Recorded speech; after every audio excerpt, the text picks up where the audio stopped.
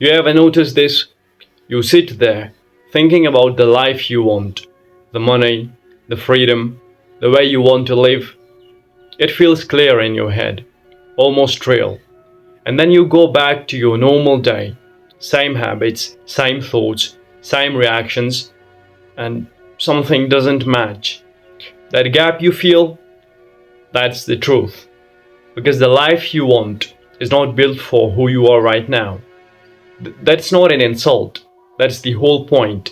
Most people think they just need more motivation, more discipline, more effort. They don't. They need a different version of themselves.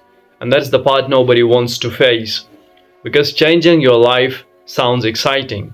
But changing yourself, that's uncomfortable. It means your current way of thinking isn't enough. Your current habits aren't enough.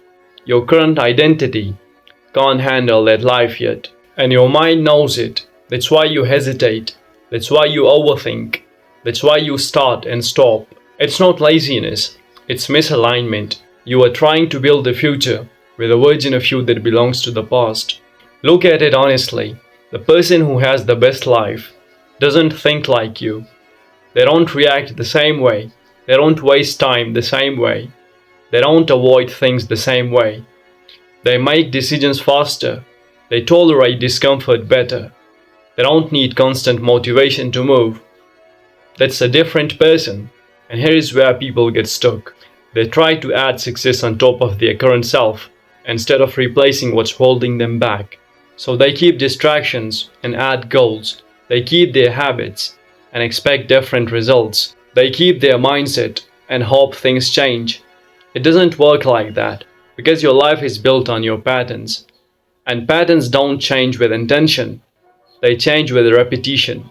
That means you don't become that version of yourself by thinking about it. You become it by acting like it before it feels natural. And that's the hardest part. Doing things that don't feel like you, waking up differently, responding differently, choosing differently.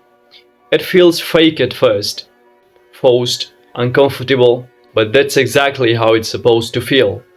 Because if it felt natural, you would already be that person.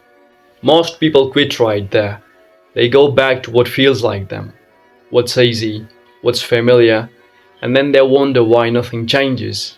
But the few who don't quit, they stay in that uncomfortable phase long enough for it to become normal.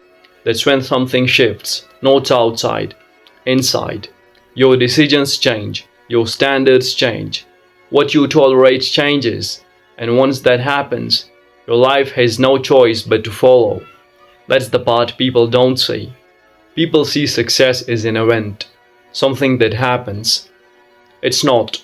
It's a consequence of what you became when no one was watching. So if your life doesn't look the way you want right now, don't just ask, what should I do? Ask something harder. What do I need to become that this life would feel normal to? Because until that version of you exists, that life doesn't.